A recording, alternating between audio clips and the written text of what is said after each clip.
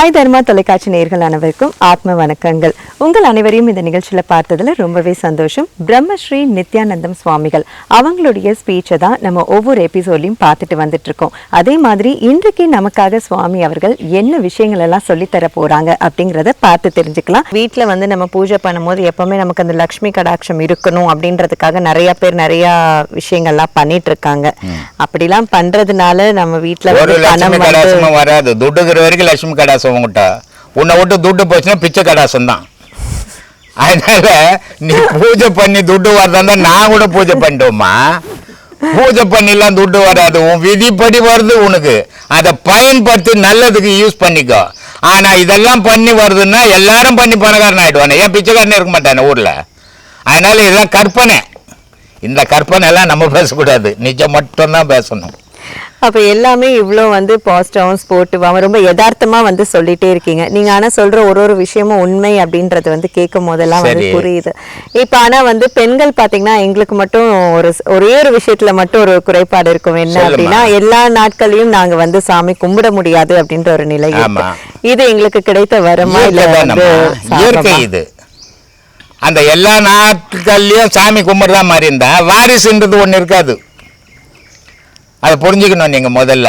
ஆனா இப்ப ஆனால் எல்லா நாட்களும் சாமி கும்பிடுற நாள் வரும் உங்களுக்கு. அந்த நாள்ல எல்லா நாட்களையும் கும்பிடலாம். ஆனா இப்போ இந்த கிறிஸ்துவ மதத்துல எடுத்துக்கிட்டீங்கன்னா எப்பனாலுமே பரவாயில்ல. அது வேற, நம்ம மதம் வேற. இது ஒழுக்கம்ன்றது இப்படிதான் இருக்கணும்னு வச்சுக்குது. அது வந்து வேற கதை. நம்ம கதைகளுக்கு ஒத்து வராது, இதுக்கு அதுக்கு ஒத்து வராது. அப்ப இந்த பிரின்சிபல் மட்டும் எங்களுக்கு வந்து பொருந்தும். இல்லம்மா, இப்போ நிறைய பேர் ரோட்டில் வருவாங்க, 3 நாள் ஆயிருக்கும் குளிச்சு, நல்லா சென்ட்டு கிண்ட்டு போட்டுக்கின்னு வருவாங்க. அதனால சுத்தம்னு அர்த்தமா? அந்த மாதிரி இருக்கக்கூடாது. பெண்கள் என்றது சுத்தமாக இருக்கணும். ஏன்னா அந்த பெண்களுடைய வயிற்றுல தங்குற அழுக்கு தான் அந்த தீட்டு. அந்த தீட்டு வந்து அசுத்தமானது. அது அந்த அசுத்தமான தீட்டை வந்து சுத்தத்தில் எடுத்து வைப்பியா சொல்லு? வைக்க மாட்டேன். உனக்கே மனம் அருவருப்பாக இருக்கும். அப்போது நீ உனக்கே என்ன தோணுது? நம்ம சுத்தமாக போகணும், சுத்தமாக இருந்து சாமி கும்பிடணும் அப்படின்னு உனக்குள்ளே தோணுதில்ல. இதுக்கு காரணம் என்ன? இளமையிலேருந்து உன் தாய் உன் தகப்பன் அதை சொல்லி கொடுத்துட்டாங்க, அவங்களுக்கு அது கிடையாது. அதனால் இன்னொருத்தரை நம்ம கூட ஒப்பிடக்கூடாது. நம்மளுடைய போக்கு, நம்மளுடைய மதம், அதுக்கு ஒரு கோட்பாடு, அதில் என்ன சொல்லிக்குது, அதை விரும்பினால் நம்ம அந்த வழியில் தான் போகணும். விரும்பலைன்னா உன் இஷ்டப்படி போகலாம். அதனால் ஒழுக்கம் அவசியம், சுத்தம் அவசியம். தெய்வம்ன்றது ஒரு உயர்ந்த பொருள். இப்போ எல்லா மதத்திலையும் செருப்பு போட்டுக்கின்னு போவாங்க இல்லையா? இந்து மதத்தில் செருப்பு போட்டுக்கின்னு போகக்கூடாது. ஏன் செருப்பு போட்டுக்கின்னு போகக்கூடாது? போனா என்ன அப்படின்னு கேட்பான். இந்த செருப்பாகப்பட்டு நீ நடக்கிறது எதில் காலை வச்சு வந்தது இல்லையா? எதுலையோ கால் வச்சது இல்லை. அதை எடுத்துன்னு போய் இறை வருகிற இடத்துல வச்சுக்கினீங்கன்னா அப்புறம் எங்கே உனக்கு சுத்தம் இருக்கும்? இறை வழிபாடு எங்கே கிடைக்கும் உனக்கு? மன தூய்மையாக இருக்கணுன்றோம், அதே மாதிரி மேலேயும் தூய்மையாக இருக்கணும் இல்லை? அப்போ தானே சுத்தம் வரும். அதனால அந்த செருப்பை கழட்டி வெளியே விட்டுட்டு உன் கால் அந்த செருப்பு தாங்கந்தாலும் சுத்தமாக இருக்குது, அதனால நீ போகலாம். உன் செருப்பு அங்கே போகக்கூடாது. இதை தான் விவேகானந்தர் அமெரிக்காவில் செய்து காட்டினார். செருப்பு போட்டுக்கின்னு போகக்கூடாது உங்கள் மதத்தில் அப்படின்றீங்களே, அதில் என்ன தவறு இருக்குது? நாங்கள்லாம் எங்கள் மதத்திலலாம் போட்டுன்னு போகிறோமே அப்படின்ட்டாங்க. அப்போ அவங்களுக்கு பதில் சொல்லி ஆகணும்.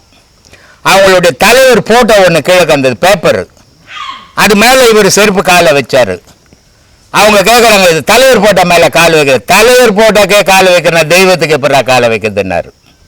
அது மாதிரி எந்த மதமாக ஒன்றா இருக்கட்டும், தெய்வம்னு வழிபடும் போது அங்கே சுத்தம்ன்றது ஒன்று அவசியம். முஸ்லீமில் பார்த்தீங்கன்னா நிறைய கறி சாப்பிடுவாங்க. மசூதிக்கு போயிட்டாங்கன்னா 12 வாட்டி கை கால் மொத்தம் மூஞ்சி கீஞ்செல்லாம் தேய்ச்சி கழுவி நிற்பாங்க. ஏன்? அப்படியே போய் கும்பிட்டா என்ன? தெய்வ வழிபடுற இடத்துல சுத்தம் இருக்கணும் முதல்ல. அதுக்காக தான் அவங்க அப்படி பண்ணுறாங்க. இது அவங்க மட்டும் இல்லை, எல்லா மனிதனும் பண்ண வேண்டிய விஷயம். இது இப்போ அடுத்தது இந்த வெள்ளரிக்கம்பூ. இந்த வெள்ளரிக்கம்பூ பார்த்தீங்கன்னா நம்ம வந்து விநாயகருக்கு வந்து படைச்சா ரொம்ப நல்லது விசேஷம் அப்படின்னு சொல்றாங்க. இப்படி ஒரு ஒரு கடவுளுக்கும் ஒவ்வொன்று இருக்கு. இப்போ சிவனுக்கு வந்து வில்வ இலை அப்படின்றாங்க. இந்த மாதிரி பிரிச்சு அந்தந்த கடவுளுக்கு இந்தந்த பூ இந்தந்த இலை அப்படின்றதெல்லாம் உண்மையிலே இருக்குங்களா சம்பிரதாயத்துல? இப்போ சாதாரண ஒரு சிறியானங்கை தழை இருக்குது, இலை இருக்குது இல்லை, அதே நேரத்தில் இந்த பூண்டு தழையாக இருக்குது. இந்த தழையை அதுவும் ஒன்றாகுமா? ஆகாது. அது மருந்து. இது சாதாரண தழை. அந்த மாதிரி அந்த மருந்து தழை, வில்வம்ன்றது ஒரு மருந்து தழை, வெள்ளெருக்கும்ன்றது ஒரு மருந்து தழை.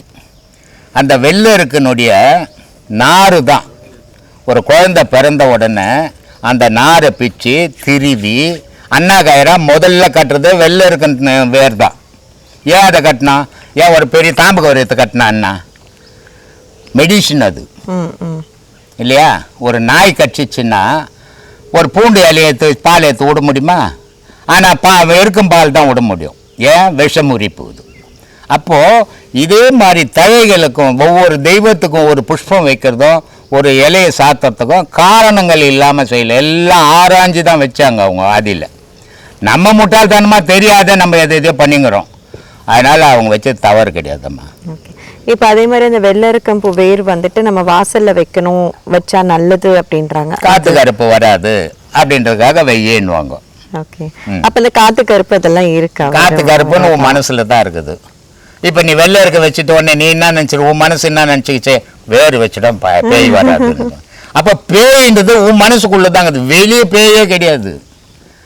பேயின்றது ஒரு பயம், வெளியே எந்த பேயும் கிடையாது. இப்போ ஒரு தைரியமானவன் ராத்திரிக்கெல்லாம் சுடுகாட்டில் ஊரெல்லாம் திருடிட்டு ராத்திரிக்கு போய் சுடுகாட்டில் பத்துக்கிறான். ஒரு பயங்காலி வீட்டு உள்ளவே படுக்க மாட்டேன்றான். இதுக்கு பேய் காரணமா பயம் காரணமா? பயம் தான் காரணம். வெள்ளருக்கு வேறு வச்சுட்டேன், என் வீட்டில் பேய் வராதுன்ற தைரியம் வந்துடுச்சு உனக்கு. அது வைக்கல, அது வைக்கலையே பேய் வருமான்ற பயம் உனக்கு. மொத்தம் ரெண்டும் உன் மனசுக்குள்ள தாங்க, அது வெளியே எதுவுமே கிடையாது. ஓகே, சொல்லுமா. இப்போ அப்படிதான் அப்போ முருங்கை மரத்துக்கும் நீங்க வந்து சொல்வீங்க. இப்போ அடுத்தது வந்து துளசி மாடம். துளசி மாடம் வந்து கட்டாயம் வீட்டில் இருக்கணும்னு அப்பெல்லாம் அது கண்டிப்பா இருக்கணும்ன்ற மாதிரி எல்லார் வீட்லயும் வைப்பாங்க. இப்போ அது வந்து ரொம்ப இதுவாயிடுச்சு. ஆனா அப்பெல்லாம் வந்து அதுக்குன்னு ஒரு மாடம் அமைப்பாங்க, அது பின்னாடி அதெல்லாம் இடம் தாராளமா இருந்த காலம். இப்ப எல்லாம் துளசி மாடம் வச்சு போட்டு இவனுக்கே படுக்க இடம் துளசி மாடம் எங்க இருந்து கட்டின்னு இருக்குது. துளசி ஏன் வச்சான்னா காலையில் எழுந்து அதுக்கு ஒரு மஞ்சள் குங்குமம்லாம் வச்சு போட்டு அதுக்கு ஒரு தீபார்த்தனை பண்ணிவிட்டு 4 துளசி இலையை புட்டு சாப்பிட்டான்னா உடல் ஆரோக்கியமாக இருக்கும். அதுக்காக துளசி வீட்டுக்கு வச்சாங்க.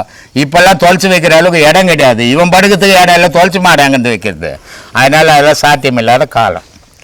இப்போ அடுத்து இந்த கண் இமை துடிக்குது அப்படின்றாங்களா, லெஃப்ட் ஹேண்ட் சைடு துடிச்சா ஒரு பலன்றாங்க, வலது பக்கம் எனக்கு டெய்லி துடிக்குது ரைட் ஹேண்ட் சைடு. என்ன வருமான்ற ஒன்றும் வரல. வாயு சம்பந்தப்பட்டதுமா, அது காற்று சம்பந்தப்பட்டது, உடலுக்குள்ளுக்கிற காற்று சம்பந்தப்பட்டது, அது அதிர்ஷ்டம் சம்பந்தப்பட்டது இல்லை. எனக்கு டெய்லி துடிக்குது, ஏன்னா கொட்டுமான்னா ஒன்றும் கொட்டக்கணும். அதனால இதுதான் கற்பனைமா. இப்ப எல்லா விஷயமும் நீங்க வந்து ரொம்ப யதார்த்தமா சொல்றீங்க. அப்போ வந்து நீங்க வந்து கடவுளை எப்படி கும்பிடலாம்? நான் தான் கடவுள், எனக்குள்ளதான் இருக்குது கடவுள். அது நம்ம எப்படி வந்து கும்பிடணும் நீங்க? அதாம்மா, எனக்குள்ள இருக்குது கடவுள். அதை எப்படி கும்பிடணும்னு நான் தெரிஞ்சுக்கினேன். என்னை தேடி வரவங்களுக்கு எப்படி கும்பிடணும்னு சொல்லியும் கொடுக்குறேன். ஆனா எல்லாராலையும் அப்படி கும்பிட முடியாது, வழி தெரியாம பயணம் பண்ண முடியாது.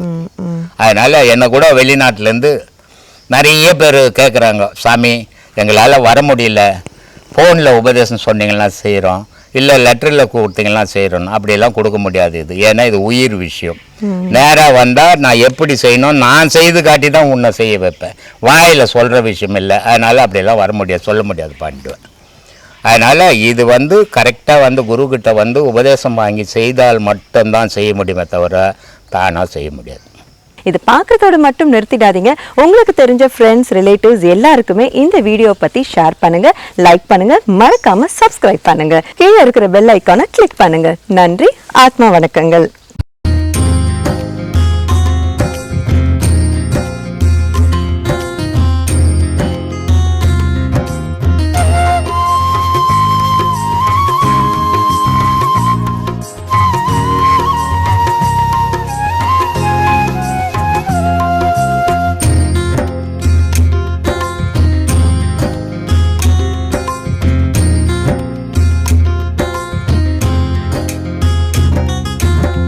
ஆலயமாம் ஆலயம் அது அன்பான சண்முகநாதன் ஆலயம். ஆலயமாம் ஆலயம் அது அன்பான சண்முகநாதன் ஆலயம். சத்குருவின் ஆலயம் மனமயக்கம் போக்கும் ஆலயம். சத்குருவின் ஆலயம் மனமயக்கம் போக்கும் ஆலயம். ஆலயமாம் ஆலயம் அது அன்பான சண்முகநாதன் ஆலயம். ஆலயமாம் ஆலயம் அது அன்பான சண்முகநாதன்